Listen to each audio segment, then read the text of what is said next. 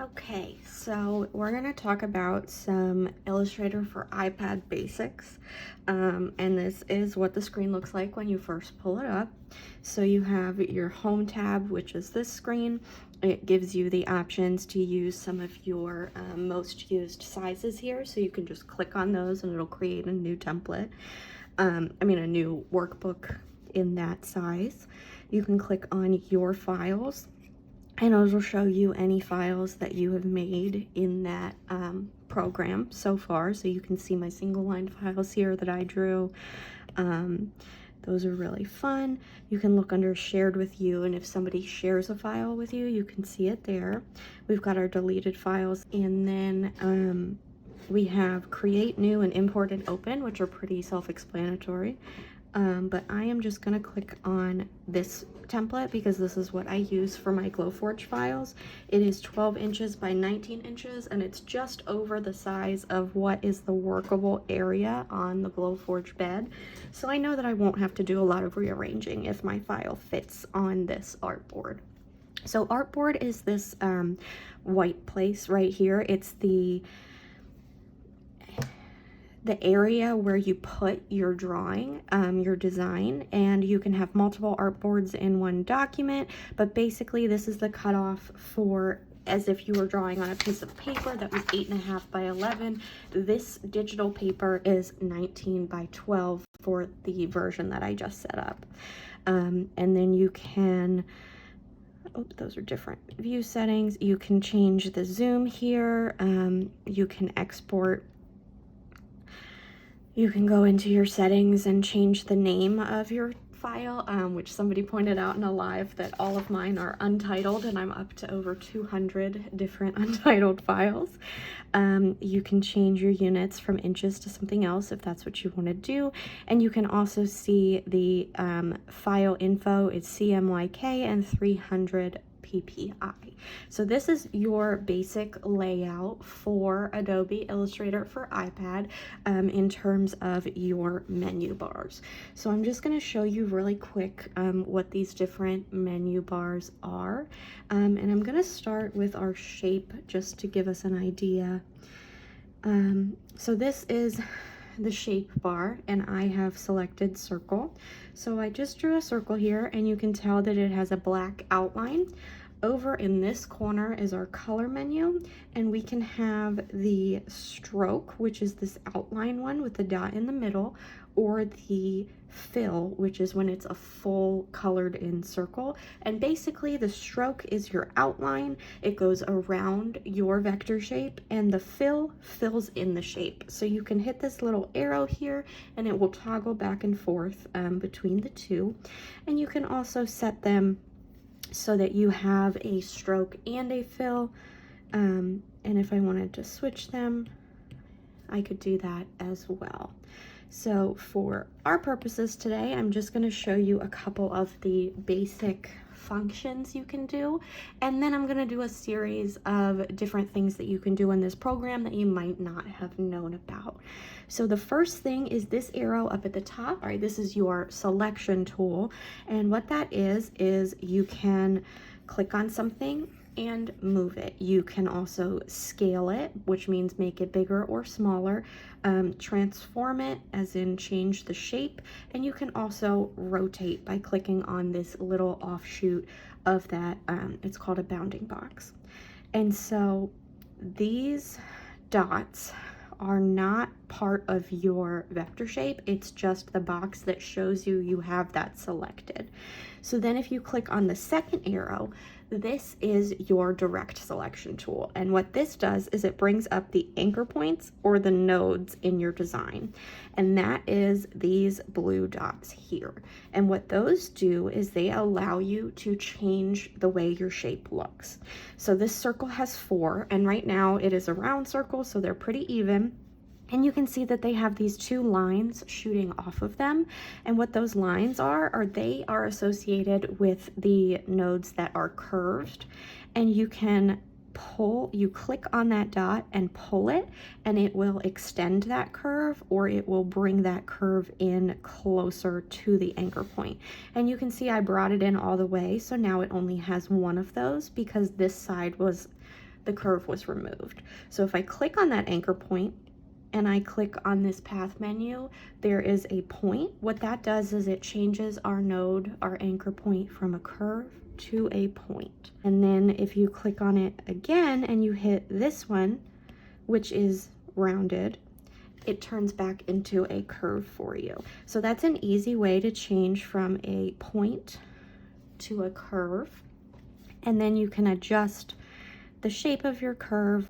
So if instead of this being a circle, you wanted it to be a crescent, you could take this outer point, pull it in, and then change these two anchor points to points instead of a curve, and then adjust the curve on the other anchor points until you are satisfied with that shape. So the anchor point tool allows you to edit your shapes and adjust the level of curve or the angle of the point. So when you're in a square and you're in the direct selection tool, you'll see this little dot that comes up, and what you can do is click and drag on that and it will turn it from a point to a curve as well. So you could make like a pizza slice instead of a full square. So these two are probably some of the most important tools when you are working with vectors, because they're what allows you to manipulate your shapes. So I'm just going to delete those out because now you understand what those two items do. And this next icon here is your pen tool, and your pen tool does not work the same way that a pen does on paper, but rather adds points when you click. And if you hold that point when you click and pull, it will make a curve for you. So if I were to write my name, which is Sam, I would start with one anchor point, and then I would come down a little bit, make another, and pull until I have the curve that I need for the top of my S. It's going to be a messy S, but that's fine. And then I would click to make another point and drag that angle as well. And then I could adjust. If needed, I can go back to my pen tool and add another line or another point on that line, and then adjust that so that I have the shape that I like for my S. Next comes the letter A, which we can do really easily with the pen tool just by drawing 3 points, and then you click out of that to start a new line. I can draw the line across as well. And then the last one is the M, which we're just going to do a regular pointy M by making our anchor points. So the pen tool is really what helps you draw those anchor points, and you can use it to make all sorts of shapes. You can make circles with it, but sometimes it takes a little bit more manipulating than the other methods, which that'll be a whole tutorial that I'm going to do separately. But if you noticed, you can tap on an anchor point and it will change it from a curve to a point. And then you can adjust as needed. So that is your pen tool. The next line is your pencil tool. And there's also an option under the pencil tool that you can use a paintbrush, but we're going to start with the pencil tool. And what that is you can draw as if you were drawing with a pencil, and it will make a vector line that follows the path that you're drawing. So if I were to do my name in bubble letters, the pencil tool would be a really good option for me because I can really get whatever curves I like. I can go in and adjust those points after the fact, but it lets me get more freedom, I think, than the pen tool. There are some people that are so skilled with the pen tool, but I am not one of them. And so the pencil tool is where I spend most of my time in this app. And then if you saw really quick in this menu that comes up when you're in the direct selection tool, we have a couple different options. So I already showed you the curve and the point, but we'll start here. The scissors, split your path. So wherever you have the anchor point selected and you hit the scissors, it will break them apart, but it won't delete any part of your path, it just splits it. And then if you use, let's see, if you highlight those two paths again, you can use this center one, the join tool, and that will put them back together. So it's one continuous line. Then we have this X, which just deletes an anchor point from your path. It doesn't do anything else to the path, it just deletes that point. And we have the trash can, which will delete that point and breaks your path from the next two anchor points that there are. So you can see that this is the only anchor point in between this one and this one. So if I use the trash can, it breaks the line and deletes that anchor point, which splits it at those 2 points there. I know this is a lot of information. I also have a cheat sheet on my blog, which I will put in the description box, that has everything. It's a little messy, but it is highlighted and color-coded and tells you what the different icons mean. So if we were to use the paintbrush, what this one does is it gives it a different appearance, and so it's not a uniform width, and you can go in and you can pick different brushes, but that's if you wanted to make like a really pretty vector design that had thicker lines or tapered lines. I don't use that as much because lately I've been into the scoring files and the single line files, but if I were to make an engraving design in here that I wanted to draw some beautiful flowers, this tool would be helpful to get the same kind of thickness that I'm used to with my Procreate brushes. And then we have our eraser, which erases part of your line. Under the shape path menu, or I'm sorry, the shape menu, we have rectangles, circles, triangles, stars, and straight lines. And there's a lot you can do with these. We'll be going over that more in depth in some other videos. Next, we have the text tool.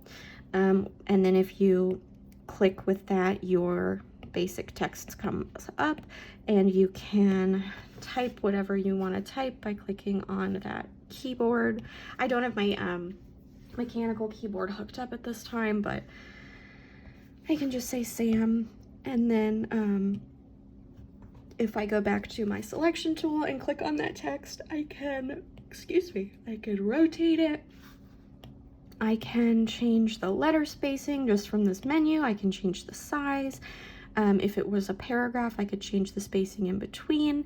And then you can come over to your properties menu with the text, and it gives you your different font options. It gives you the size options. You can change it from capitals to lowercase. There's a lot of different things that you can do. Strike through, underline. It's basically just your regular type menu from any word processing document. Oops. And then you can change the color if you want to. You can change the stroke, and then you can change the opacity. And then all you have to do when you are done with your text is click on the text menu here, which is this little T, and click outline text, and that will turn it into a vector for you. And then you can go in with your other tools, adjust those points. Like if I wanted this to be a taller, you could highlight multiple points at once and move things around. But you want to convert it to vector so that when you have to be in the regular selection tool to convert it, but that way when you go to send it to your laser, like your Glowforge won't read regular text, it has to be a vector shape. And then this is to adjust your artboard. I don't ever really use that. This is if you wanted to import a photo. You can use it as a reference, you can take a picture, you can insert a photo or a file. Pretty straightforward there. And then the other side is going to be your, so these are really like your drawing tools, more like your creation tools, and then these are going to be your like editing tools. So we have a few things. Let's see. This is our layers menu. So what this is showing, I'm pretty sure I deleted them. Oh, no, I didn't. That's strange. But you can add a layer, you can move your layers around, you can turn them off and on. You can go in and edit all the different paths. You can also, something funky is happening. Let's see, there we go. You can also slide it to the left and you can add text, you can duplicate, and you can delete. You have to have one layer at all times. It won't let you delete your last layer. This is your properties menu. I'm gonna put a circle, just something pretty that we can play with. Your properties menu gives you the size. I can make it 5 inches. This locks that ratio. So if I wanted to adjust one side and not the other, I would unlock that. But if I want to keep that ratio and make something, I don't know, a crazy size, I could do that. Again, your appearance menu, it's the same thing as this little spot over here. You can change the fill color and the stroke color and the opacity. This is the precision menu, and this you can use to turn on your rulers, any guidelines that you like. You can add guides if you want to. I don't use them very often. You can turn off snapping. That's just these lines that help you figure out where to place things. That one's pretty straightforward with most design programs. This is your cloud documents where you can share things. I don't have mine set up to that. This is your shape builder. So when you have your selection tool, it gives you this menu, and you can use this menu to change your opacity, to change the stroke width, to change the layer order, to move things, to lock them, and then it's group, duplicate, and delete. So I'm going to create a second shape. I'm gonna get rid of the stroke on them because it's just distracting right now. Okay, what is happening? There's my color go.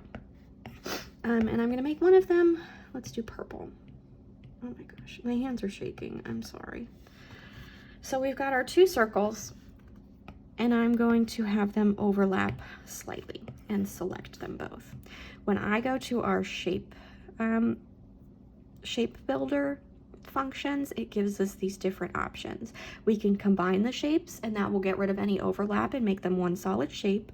We can do minus front, which will remove the shape in the front and take the overlap away from the shape in the back. We can do intersect, which will just leave the areas where they overlap, or we can do exclude overlap, which will keep where they don't touch and get rid of where they do.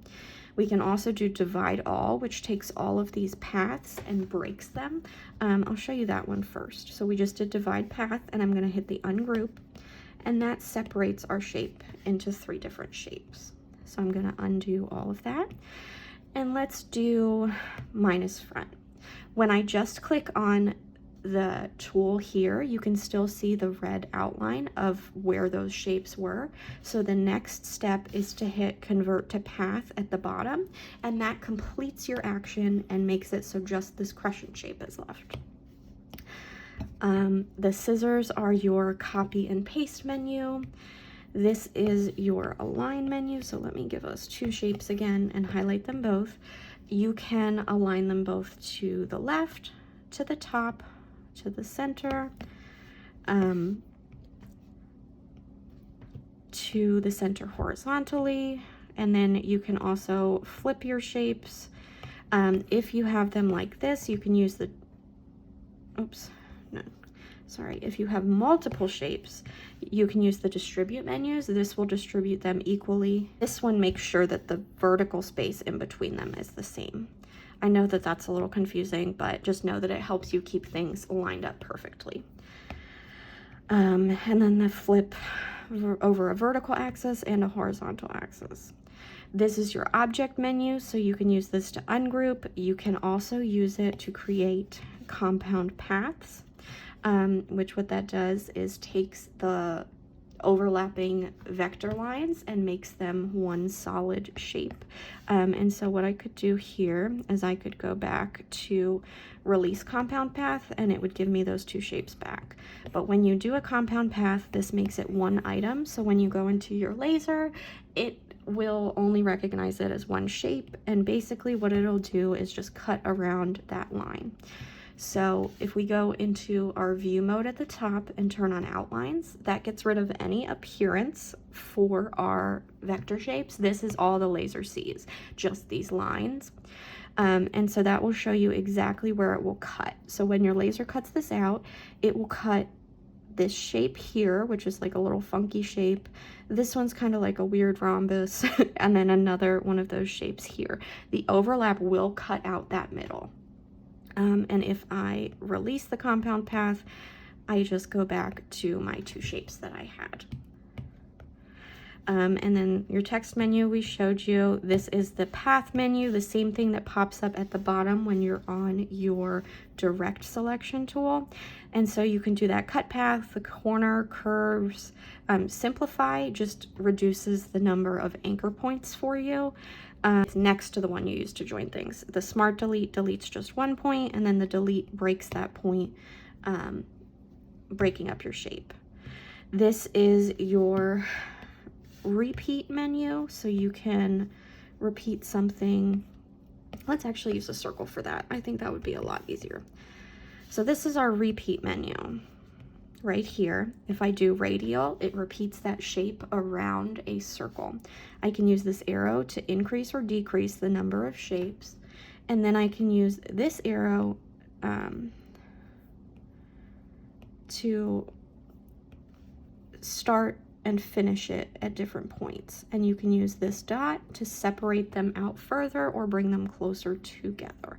So these are pretty cool. You can make it a full circle.